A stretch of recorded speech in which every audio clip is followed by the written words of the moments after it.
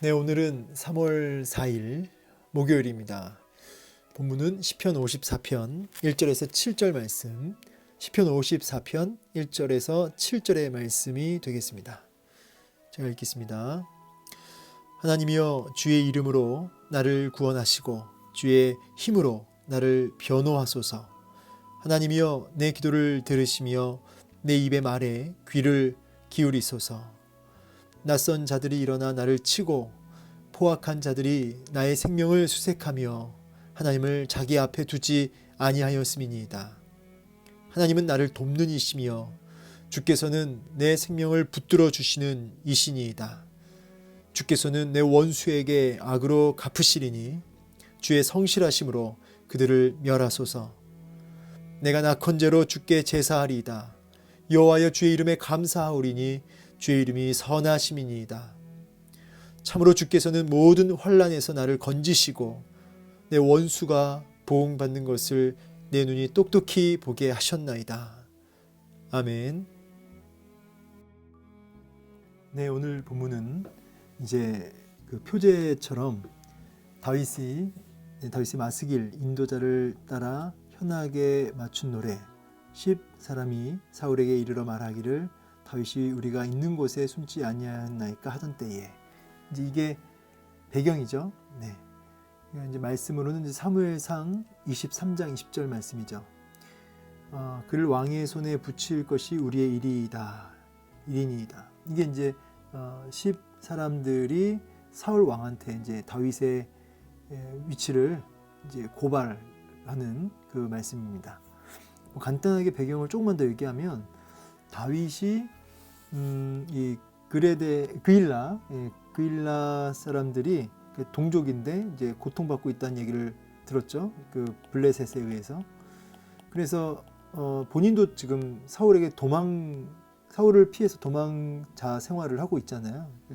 참 힘들게 살고 있는데, 그럼에도 불구하고 그 어려운 와중에도 하나님 뜻을 구하고 질문하죠. 그때 하나님께서 나아가라 해서 참 나아가서 동족을 그일라 이제 이들을 도와줍니다.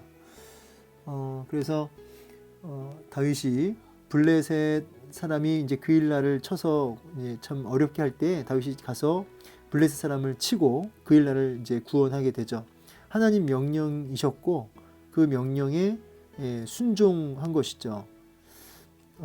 이렇게 이제 순종을 했는데, 그러면 이 그일라 사람들이 다윗을 너무너무 고마워하죠. 그렇죠? 생명의 은인이죠. 근데 이 그일라 사람들이 사울 왕에게 또 고발하는 거예요. 다윗이 여기 있습니다. 그래서 이제 배반을 하고, 그래서 그 배반으로 인해서 다윗이 도망을 또 치게 되죠. 그때 도망친 곳이 어디냐면 10광야 수풀입니다. 10광야 수풀. 그래서 그쪽으로 이제 숨기게 되는데, 유대 지역에 있는 위치적으로 10광야가 유대 지역에 위치해 있는데, 유다 지역에. 그런데 문제가 뭐냐면, 또 여기서도 이 10사람들이 다윗의 위치를 또 밀고 가게 되는 거죠. 지금 이제 분위기를 좀 아시겠습니까? 계속 이렇게 쫓기는. 그런데 사람이 뭐 이렇게 사울 왕에게 쫓기는 것도 참 서러운 일이지만, 자신이 도움을 베풀었고 도와줬던 사람마저 자기를 이렇게 배반하고 등에 칼을 꼽는, 하나님 말씀에 순종했더니, 자기도 어려웠지만 어려운 중에 순종을 했더니 더 어려워졌어요. 참 기가 막히죠. 그리고 이제 그러면 그 일이 이제 또 해결이, 좀 어려운 일이 이제 그만 가셔야 되는데, 그 어려운 일이 지나고 나서 또 어려운 일이 또 생겼어요. 그런 상황에 쓴 시가 시편 54편입니다. 그래서 이 시편 54편을 개인 애가 이렇게 불러요. 개인 탄식시 이렇게 부릅니다. 그러니까 이 탄식과 그런 어떤 애가, 슬픈 눈물의 노래가 바로 시편 54편이다, 이렇게 얘기할 수 있습니다. 여러분, 우리가 이 말씀하고 같이 연결해서 볼 수 있는 게, 이제 창세기 12장에 보면은 아브라함에게 하나님이 뭐라고 하시냐면 본토 친척 아베의 집을 떠나서 내가 내게 명하는 땅으로 가라 이렇게 말씀하시거든요. 참 아브라함은 개인적으로 그 땅의 추장 왕 같은 사람이었습니다. 그냥 가만히 있어도 먹고 살만한 모든 것이 다 생활의 기반이 다 거기 있습니다. 그 갈대아 우르에. 그런데 떠나라. 그래서 정말 목숨을 걸고 가죠. 목숨을 걸고 순종하여 갔더니 가나안 땅에 큰 기근이 들었더라. 예, 창세기 12장으로 보면 참 이게 순종했더니 축복이 열리더라. 이거 아니라 기근, 뭐 고난 이런 것들이 있는 거죠. 그리고 그 뒤에도 고난이 계속되고요. 오늘 본문이랑 그대로 딱 연결이 되죠. 비단 뭐 아브라함이나 다윗 뿐이겠습니까? 뭐 사실은 욥도 그렇죠. 뭐 성경에 많은 인물들이 그런 모습들이 보입니다.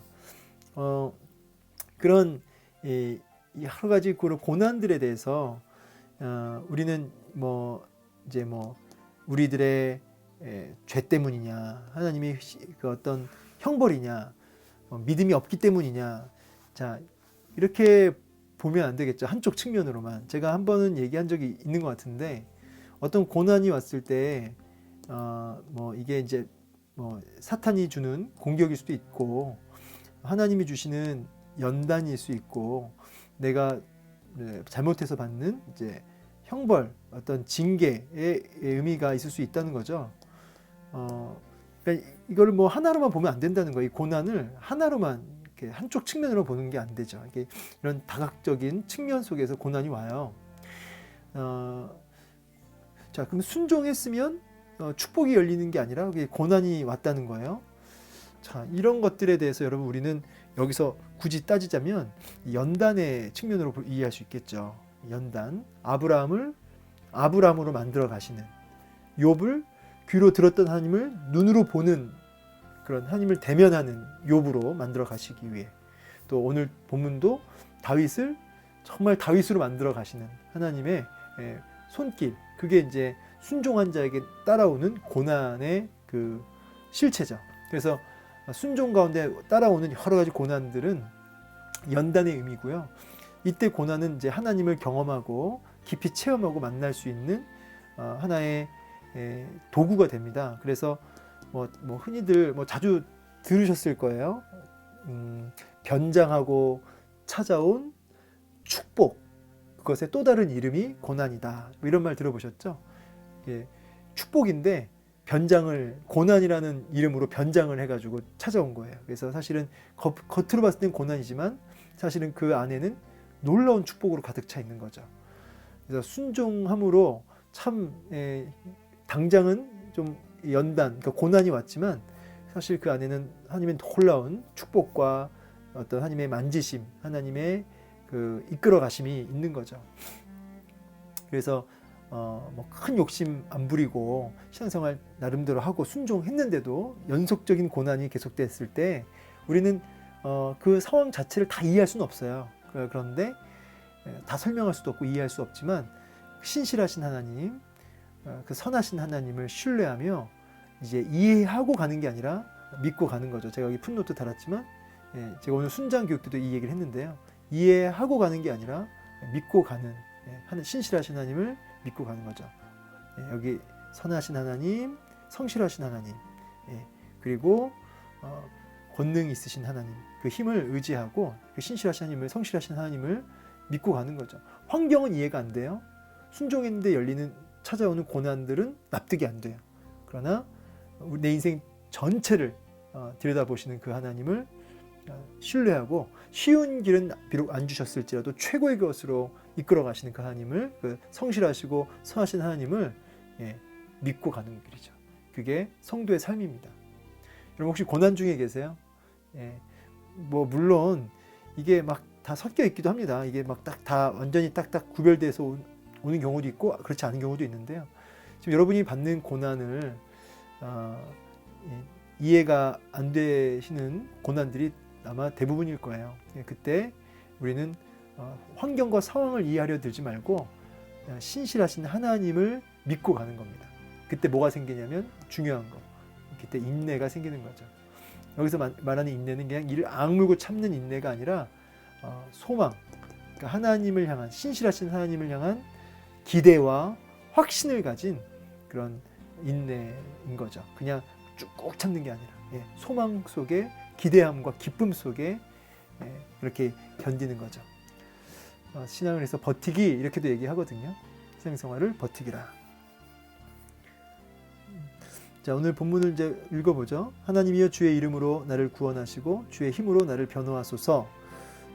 여기서 이제 주의 이름 할 때는 이제 힘이라는 단어랑 같이 쓰여요. 그래서 이 이름이라고 하는 말 안에는 이제 그 존재의 속성을 함축하거든요. 말이 어렵지만 그냥 이름 했을 때는 성품, 속성 이런 게 다 포괄된 개념입니다. 그래서 주의 이름 할 때는 주님의 권능, 주님의 성품, 오늘 본문 안에서는 이제 그렇게 해석하시면 되겠어요. 주의 권능으로 나를 구원하시고 주의 힘으로 나를 변호하소서. 자신을 건져내시고 구원하시고 변호해달라고 하는 다윗의 호소를 우리가 볼 수 있습니다. 주의 이름으로 이렇게 호소합니다. 그리고 이제 하나님이여 내 기도를 들으시며 내 입의 말에 귀를 기울이소서. 들으시고 기울이소서. 저는 이제 여기서 막 구원하시고 변호하시고 들으시고 기울이시고 막 하나님 앞에 막 호소하잖아요. 너무 답답하니까, 너무 속상하니까. 여러분 이게 정말 중요한 겁니다. 성경은 호소로 꽉 차 있는데요. 고난이나 시련이 왔을 때 이거를 어디다 푸느냐예요. 이 어디에다가 자꾸 이 부분을 가지고 마음을 쏟아 놓느냐가 참 중요합니다. 여러분 고난이 누구든지 있는데요. 그때 여러분 답답한 마음, 두려운 마음, 눌리는 마음 그거를 그냥 내버려 두면 곪아요. 그리고 그걸 인간적인 방법으로 풀려고 하면 반드시 덧납니다. 그래서 마음이 이렇게 이렇게 문제가 생기는 거죠. 이제 죄악을 향해 가게 되고 마음이 하나님 앞에 이렇게 깨어있지 못하고 이제 자꾸 세상 속에 함몰되게 돼요. 죄를 짓게 되죠. 그것을 잊기 위해서 그 고난을 인간적인 방법으로 해결하려고 하면 할수록 자꾸 죄악을 향해 가게 돼 있어요. 그런데 이 믿음의 사람들은 이 고난이 오면 우리 야고보서 1장 말씀 기억하죠? 믿음의 시련, 그냥 시련이 아니고요. 시련 앞에 믿음자가 붙는다고 그랬죠. 시련 앞에 믿음이 붙어서 하나님 앞에 끊임없이 이렇게 막 호소합니다. 구원하시고 변호하시고 들으시고 기울이소서. 지금 주의 이름의 순종함으로, 주의 말씀의 순종함으로 받는 고난을 하나님 앞에 나를 건져달라고 끊임없이 마지막까지 하나님 앞에 호소하는 모습을 보게 돼요. 이렇게 호소할 수 있는 이유는 믿기 때문이죠. 제가 여기다 써왔지만 풋노트를 어디다 썼죠? 여기. 이렇게 하나님 앞에 막 씨름하는 이유는 하나님의 힘, 아까 그 권능, 그분의 선하심, 그분의 성실하심, 그분의 능력, 이거에 대한 확신이 있을 때 하나님 앞에서 씨름하게 돼요. 근데 이런 확신이 없을 때는 하나님 앞에 처절하게 나아갈 수가 없습니다. 그러니까 그런 확신이 없을 때는 호소하지 않고 기도하지 않죠. 그래서 여러분 우리가 문제가 생겼을 때 어디로 달려가는지를 보면 그 사람이 하나님을 향한 믿음, 확신이 있는지, 그분의 성품, 선하신 능력, 이런 권능, 그것을 믿는지 아니면 안 믿는지가 딱 보이는 거죠. 여러분 고난이 오면 가장 먼저 어디로 달려가십니까? 오늘 다윗은 하나님 앞에 막 달려가서 환경과 상황은 이해가 안 되지만, 배신의 배신, 또 도망자의 삶이 이해가 안 되지만, 순종했는데도 이렇게 어려운 게 이해가 안 되지만, 그러나 하나님의 권능을 믿고 성실하심을 믿고 선하심을 확신하기에 내가 승리할 것을, 그리고 그 대적들이 심판받게 될 것을 내가 똑똑히 볼 것이라고 하는 확신을 가지고 그렇게 하나님 앞에 씨름하는, 호소하는 모습을 보게 되는 것이죠. 그래서 여러분들도 하나님 앞에 씨름하시고 하나님 앞에 호소하십시오. 그것이 하나님을 향한 그 성실하심과 선하심과 그분의 능력을 향한 믿음의 고백이에요. 그래서 믿습니다 해서 믿는 게 아니고요. 호소할 때, 고난이 올 때 하나님 앞에 나아가 달려가 부르짖을 때 네가 진짜 나를 믿는구나가 이제 되는 거죠. 고난 중에 계신 분들은 오늘 분명히 기억하십시오. 하나님의 힘과 성실하심과 선하심을 내가 믿습니다라고 하는 고백을 이제 보일 때라는 거죠. 확인할 때라는 거죠. 그 순간이. 그러면서 4절에 하나님은 나를 돕는 이시며 주께서는 내 생명을 붙들어 주시는 이신이다 라고 하면서 하나님이 누구신지를 이렇게 정확하게 고백하죠. 이렇게 고백하는 이유는 순종했는데 어려움이 왔잖아요. 그러니까 참 이게 답답하잖아요. 때로는 하나님을 향한 마음에 이게 뭔가 하는 마음이 왜 안 들겠어요. 근데 선포해버리는 거예요. 하나님은 누구시냐면 나를 이때까지 이끌어 오셨고 그 여러 숱한 어려움 속에서 나를 건져냈던 분이시고 내 생명을 붙들고 여기까지 오신 분이시다. 그 하나님을 온몸으로 체험한 그 하나님을 선포하는 거예요. 그래서 당장 요거는 요 상황, 요 일들을 겹겹이 쌓인 이 고난들을 이해할 수 없지만 내가 하나님, 내가 믿는 하나님이 누구신지 난 분명히 안다 라고 하면서 자신의 믿음으로 나아가 선포하는 거죠. 그런데 낯선 자들, 이들은 누굽니까? 지금 이제 다윗을 추적하고 있는 무리들, 그리고 공격하는 이들이죠. 배신했던 이들도 다 포함할 수 있겠죠. 그들이 자기의 생명을 수색 이제 막 찾아다니는 겁니다. 근데 그들의 진짜 궁극적인 문제는 그들은 자기 앞에 하나님을 두지 않는다는 거예요. 하나님은 안중에도 없는 거죠. 하나님은 안중에도 없다. 하나님이 안중에 없는 사람들은 하나님을 두려워하지 않는 거죠. 의식하지 않는 사람들은 이들이 뭐냐면 이들이 이제 성경에서 말하는 악인의 특징이에요. 이들이 자기를 그렇게 공격하고 대적하고 치러 온다는 것입니다. 이거를 조금 우리 뒤집어서 생각해 보셨으면 좋겠어요. 하나님을 자기 앞에 두는 사람, 그 사람이 바로 다윗이고요. 그 사람이 성도인 것이죠. 고난 앞에 있으세요? 고난의 순간에 계십니까? 하나님을 안중에 두는 사람, 하나님을 자기 앞에 두는 사람, 이 사람이 그 고난을 믿음으로 뚫고 이기며 하나님이 주실 놀라운 그 고난 뒤에 감춰 있는 진짜 축복을 받아 누릴 수 있는 사람이라는 거예요. 저는 이 말씀을 바라보면서 다윗이 사울 그쵸? 믿음의 사람 우리 신약의 사도 바울이 그가 죽기 전에 썼던 디모데후서 4장 디모데후서에 보면은 그가 마지막 뭐라고 합니까? 주께서 내 곁에 서서 내게 힘을 더하시나니 그래요.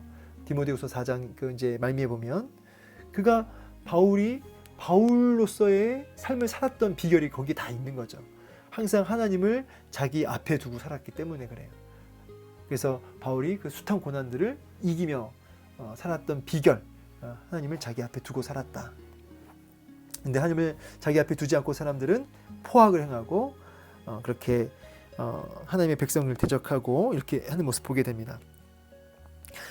주께서는 내 원수에게 5절 악으로 갚으시리니 주의 성실하심으로 그들을 멸하소서. 이제 그 일러 바치는 그 아이들이 부모에게 누구 일르잖아요. 일러 바치는 그런 모습이죠. 여러분 누가 여러분을 막 힘들게 합니까? 나를 막 힘들게 합니까? 예, 하나님께 이르세요. 하나님께 하나님 앞에 호소하십시오. 하나님이 갚으셔야지 내가 갚으면 안 되는 거죠. 그래서 심판은 하나님 손에 있고요. 우리는 하나님 앞에 그것을 맡겨드려야죠. 주도권을. 그래서 6절에 내가 낙헌제로 주께 제사하리이다. 낙헌제는 감사제사입니다. 감사제. 근데 중요한 건 자발성이 들어가 있다는 거예요. 마음을 다해서 자발적으로 감사를 드리는 제사가 낙헌제인데 주께 제사하리이다. 여호와여 주의 이름에 감사하오리니 주의 이름이 선하심이니이다. 이게 지금 감사할 상황입니까? 지금 상황이 낙헌제를 드릴 때예요. 지금 너무 힘든 상황 아닙니까? 하나님 이게 뭡니까 하면서 내가 이러려고 내가 예수를 믿었나 하고 그렇게 실망해야 할 상황이잖아요. 배신에 배신을 당하고 도망자 생활을 하고 이러니까요. 그런데 다윗은 감사제를 마음을 다해서 자발적으로 드리겠다는 거예요. 그 이유가 뭐라고요? 주의 이름이 선하심이니이다. 하나님의 선하심을 바라보며 감사를 드리겠대요. 그럼 이런 고백이 나올 수 있는 비결, 그가 하나님을 맛보아 알았다는 거죠. 하나님은 나를 돕는 이시며 내 생명을 붙들어 주시는 이신이다. 하나님이 누구신지를 아는 거예요. 그러니까 고난은 이해할 수 없고 환경은 설명될 수 없지만 하나님을, 선하신 하나님을 다윗이 확신하기 때문에 그 하나님으로 인해서 이런 고난 속에서도 나는 감사 제사를 드리겠나이다. 그러면서 마지막 놀라운 확신의 고백 7절, 참으로 주께서는 모든 환난에서 나를 건지시고 내 원수가 보응받는 것을 내 눈이 똑똑히 보게 하셨나이다 하면서, 사실은 여전히 어려운 상황 속에 있거든요. 보게 하셨나이다, 이게 완료 문장이잖아요. 완료형이잖아요. 보셨나이다, 보게 하셨나이다. 아직 안 봤어요. 아직 힘든 상황이 있어요. 그런데 보게 하셨나이다 라고 이미 그냥 끝나버렸어요. 왜냐하면 다윗은 이미 낙헌제 드리고 감사 제사 드리고 이미 승리를 이미 받은 사람처럼 지금 고백하고 있는 거예요. 그래서 승리를 한 것으로 고백하고 감사 제사 드리고요, 이렇게 내가 똑똑히 눈으로 본다고 하는 이런 고백까지 하고 있는 것이죠. 이런 놀라운 확신, 이것이 어디서 나온 거냐면 하나님의 성실하심, 그분의 선하심, 그리고 그분의 하나님의 그 힘, 그분의 권능을 다윗이 확신하고, 그리고 그 하나님을 자기 면전 앞에 두고 살아가니 이러한 놀라운 고백들이, 감사제가 막 저절로 튀어나오는 거죠. 삶 속에서, 그 환난 중에도. 말씀을 이제 마무리하겠습니다. 말씀 마무리하면서 여러분, 우리가 참 감사할 수 없는 고난 속에 계신 분도 있을 거고 참 막막한 분도 계실 텐데, 오늘 하나님의 성실하심과 선하심, 그분의 권능을 여러분 확신하시고 그 하나님을 자기 앞에 두고 살아보세요. 그 하나님을 나의 안중에 두고 살아보세요. 그때 우리가 다 설명할 수 없는 오늘의 고난도 그 상황에서 감사제로 하나님 앞에 나아가 그렇게 자발적으로 예배하고 확신 속에 하나님 앞에 영광 올리게 되는 줄로 믿습니다. 고난의 또 다른 이름, 그 축복, 그 축복이라고 하는 진짜 고난 뒤에 감춰져 있는 그 진짜 축복을 그때 누리시게 되실 겁니다. 오늘 이 말씀 기억하시면서 오늘도 믿음의 인내를 감당하시는 저와 여러분 되길 소망합니다. 감사합니다.